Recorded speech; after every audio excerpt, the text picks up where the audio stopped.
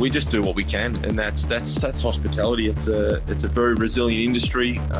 We've always worked under pressure. We've always worked long hours, worked weekends, and not saying it's a whinge and a moan, but we do, as you sort of said, we look back and we go, oh, how did we get through that? Today on Dirty Linen, I am coming to you, well, you probably know where I'm coming to you from. It's Melbourne in lockdown, and we have the news that our lockdown is to be extended by another week. I don't think anyone is that surprised about it, but there's always a different perspective on things, and today we are going to chat to Grant Flack from Balgownie Estate in the Yarra Valley. Grant, how are you? Very well, Dani. Yourself? Well, I was just telling my producer before we got on the air that it's so cold and rainy that I had to leave my shopping in the car because I just couldn't deal with 2 trips out to in the rain to bring it in. So luckily it's only 8 degrees outside, so I reckon it'll be safe while we have our chat. Yeah, I don't think anything will go off, so. I don't think it will. This is lockdown number 5, and, half of the country is in lockdown. South Australia is joining us. New South Wales Sydney is well embedded in lockdown. What's your lockdown philosophy? I think, like this one, it didn't seem to hit as hard as the rest, I suppose. Like it did, because you really do think about your team, and you wonder how they're all going to get through, especially the casual workforce, with the uncertainty about what they get and how they get it and all of that. But I think this one, maybe we knew it was coming because the cases were in sort of Greater Sydney, and it was only a matter of time. I think our borders are, whether they're not patrolled or they're not it's just there's more people going over them than there is going back and forth with the South Australian borders, or definitely the Western Australian border. So this one was just a bit more maybe expected, and when it hit, we were like, oh, maybe we'll get through. Can we get to the weekend? And then it was sort of announced, and we just, okay. And the team just really flipped into lockdown mode, which is really sad. But we just cryovac things and stored things and froze things and contacted suppliers, contacted all our bookings, and I guess we just had to roll through. There's a bit of a system now. Yeah, there is, and you don't want it to be. It's almost like we've actually written a procedure for it and what to do and what to turn off and what to lock down. And it's not motivational, that's for sure. No. You put a really nice post on Facebook, and that's sort of what prompted me to reach out to you at this point, just about how important it is to stay connected and I guess to help one another get through lockdown. Can you sort of talk about that community side of your approach? Yeah, it was. I guess it was always sort of within me and my team and what we try and do as an organisation. But it was sort of stemmed off a couple of people who I know in the industry, and the frustration is real. And that was the wording of it, that they were really frustrated and the stop-start, and especially when you're a business owner, that must be even harder, and a smaller establishment possibly. But I could understand that frustration is real, but yes, you can be sad and you can be a little bit stressed, but I don't get the anger. Nothing's going to change. Like, I'm not saying we as an industry can't change things or people's perspectives, but the lockdown was going to happen. So it's how and it's not like, as I sort of just hinted on before, it was partially expected. So it's just how you respond, and it's that resilience that you try and show that can get your team to push through and to come out the other side with you. Like, you don't want them to, I guess, garner off your anger and push through. So it's really important. And I guess, especially being in the Yarra Valley, where we're surrounded by all these beautiful suppliers that we want to use, and we want to have them on our side and sort of everything going forward. And you've just got to support them. And I think that's what it was. It was probably only a couple of hours of frustration this time for me, but it's still there, and it's still, like, even today at home, homeschooling the kids and trying to get some work done, and the frustration's there, but it's hard to say and it's hard to put into words. But I guess the excitement of what we've seen post all of the lockdowns and what the community spirit's been, and it was amazing. I think the Tuesday of the start of the school holidays, when sort of Greater Queensland, I suppose, or definitely New South Wales got locked down, the amount of bookings that we received to really push us through that school holiday period was immense. And I think there's a big push now to really lock our borders down and, I guess, for a phrase, to go the McGowan way and just to keep people out, because there's enough people in Victoria to support us. And I just think, it's that resilience that we need to show especially as leaders, whether we be executive chefs or restaurateurs or yourself and people in the media. We can't, I guess, feed the hunger or feed the anger, and that the frustration can always be there, but it's how you turn that into a positive, I suppose. Yeah. Yeah, I think that's all so very well said. And I think, that support of one another that you noted in terms of, people coming out to businesses when they're able to, I think, was that something that you'd seen right through when people were able to travel within Victoria, that it was a lot of locals that were sort of filling the gaps from the interstate and international visitors? Yeah, definitely. We've got a big market with, I guess, rolled into one of our key partners with Global Ballooning, we've got a big Asian push. When they go up in the balloons, they come to us for breakfast and stuff like that. And even through the Australian Wine Touring Company, so AWTC, who come out to lunch with us every day. It's big tour groups and stuff like that. But even right back to when we were locked down in March, April last year, to come out of that first lockdown and we were back to reduced seatings and capacities were restricted, and we were doing two lunches, 2 dinners, and trying to sort of do a couple of breakfasts for people who were in-house and do boxes back to their rooms just to space people out a bit. And it was really busy, and we were only open Friday, Saturday, Sunday for the first sort of 3 or 4 weeks of that. And the response was enormous, and it really was.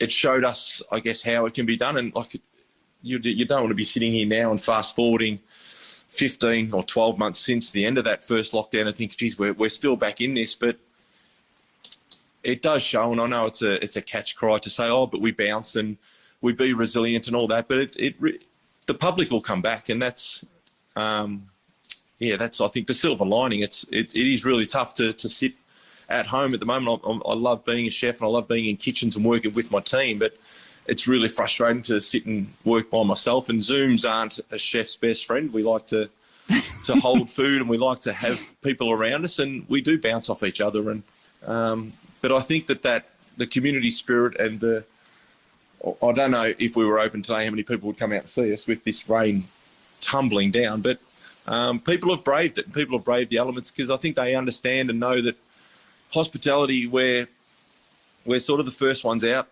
and we're the last ones back in with every lockdown. So we are the ones who want to do things right when we get the chance to reopen. So when we reopen, we make sure that we've got all the signs up and we've got the QR codes, and everything's available in terms of all those safeguards, I suppose. And we want and hope that people feel safe about that.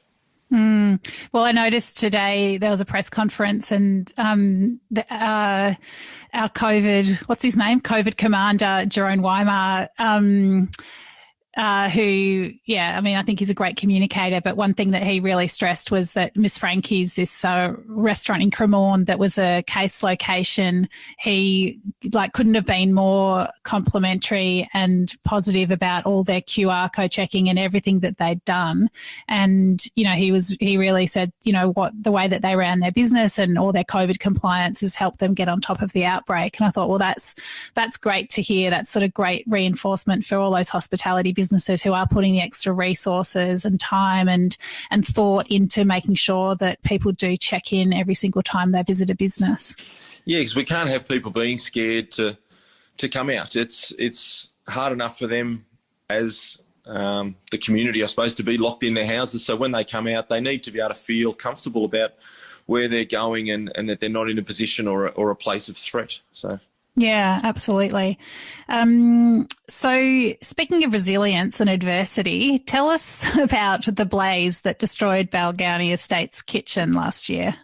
Yeah, pretty tough period. It was, as I sort of said, we'd just come out of first lockdown and we're operating Friday, Saturday, Sunday for the first 4 weeks, and then the team went back in, and we were in there on a Thursday, just doing some prep, and it just sort of took hold. It ripped through, and being I guess we're right on the cusp of regional and metropolitan.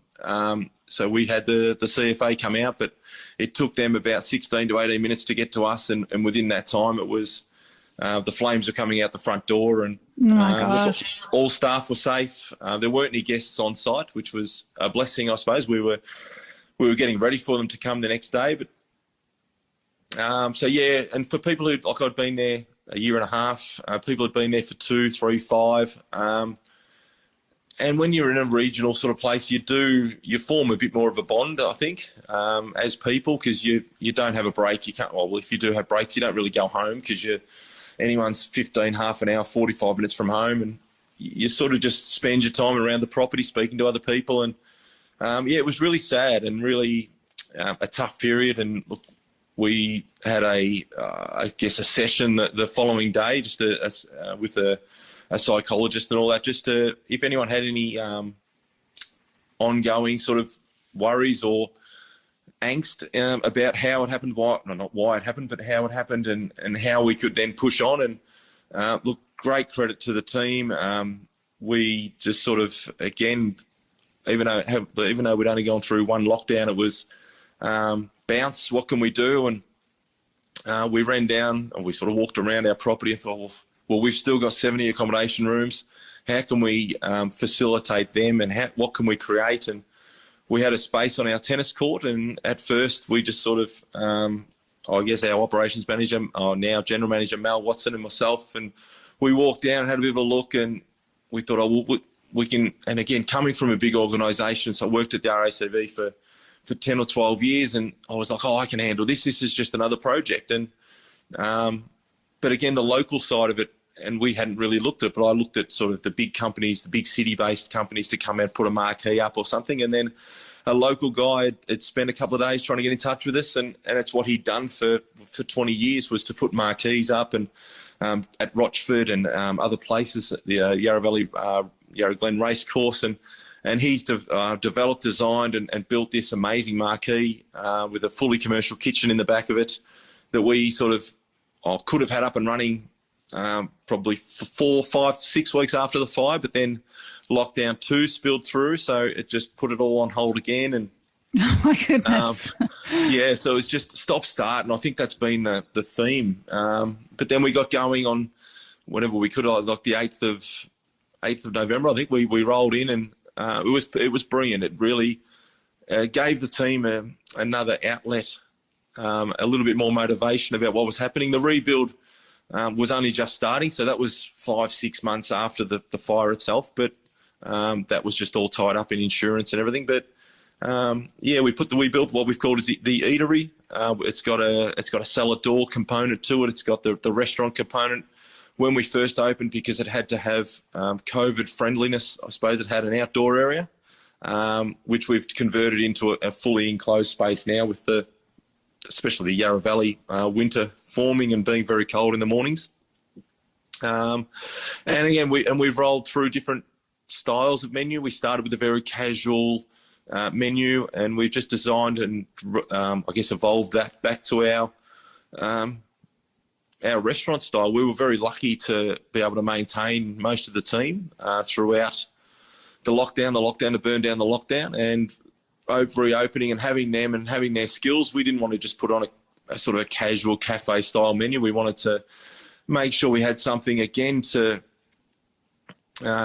sit really well with our wines. Our wines are really good quality, and the quality of the accommodation. And even though it is a temporary structure, it's permanent in our eyes, and it's drilled into the tennis courts. I don't know what we're going to do eventually, if anyone's going to want to come back and play tennis. There's big holes in the court, but and it's been really good. But then the next lockdown, I suppose, just before Valentine's Day, another really big weekend that we'd really promoted and had some fantastic numbers. And but yeah, we just keep rolling, I suppose, Dani. It's tough, but look, we're only, I'd like to say, 8 weeks away from the fully relaunch of Balgownie, the restaurant, the cellar door and everything. But it's probably 10 weeks away with a couple of delays popping in. But it's really exciting time. Wow, that's amazing. It'll be great if you can have a really good spring and summer out there in the new premises, and hopefully, you'll just be able to look back on things as being a bit of a crazy period. But it all feels a bit uncertain at this point. It does. I think that word, I don't know if it gets spoken about enough. The uncertainty, like right now, there's uncertainty with the team, what they're going to do, when we're going to reopen. But I think the uncertainty for the guests as well, consumer uncertainty or whatever they want to call it, they just don't know. People just don't know if they're allowed, where can they go, how many can you have there. And it's a big part for us as industry leaders in hospitality to get the message out that we are open. We are, as you sort of said with the place in Cremorne, we are all doing the right thing. You can't get tested at the front door, wait for a result and then come in. It's not that simple. It's on the other words that we all sort of look to have tattooed on our foreheads on the best public health advice. We just do what we can, and that's hospitality. It's a very resilient industry. We've always worked under pressure. We've always worked long hours, worked weekends, and not saying it's a whinge and a moan, but we do, as you sort of said, we look back and we go, oh, how did we get through that? How did we push through that Christmas period, or how did we get over that, or what did we do there? You just sort of get through, and then you look back and you just push on from there. You say, okay, well, if we ever come up with this again, hoping that you don't come up with a sixth lockdown, but you sort of just know what to do, how to get through it, and you try and just bring your team through. They're all a little bit less experienced or a little bit younger in the industry. You just hope, because the one thing we don't want to do is lose really good people to the industry and really good chefs or front of house people or cellar door or anyone from the industry just to have had enough, I suppose. And that goes the same for suppliers. You hope that they can just get through, get out for spring and have people really support them. What is your approach to, I guess, keeping your staff engaged and passionate about hospitality when the times are so uncertain? I guess, and it's a funny thing. I've always looked at myself as not being a manager as such, and that was whether I was at RSV or in small restaurants. It was more you are a leader, and people will look to you for support, for encouragement, but I guess the key word is for motivation. They look for you to come up with new ideas, but they also look for advice and to help them through. And I guess the visa holders, that was really hard. As I said, look, to go through a couple of lockdowns and a burn down within 6 months was depressing, and it was really hard. But to get up and to have these amazing staff members who basically the government begged them to come into our country and help us out in skill shortages and come over and we'll give a visa and all of this, and then when this came down, they were just sort of the first ones forgotten about. And look, Beth, my sous chef, she was amazing.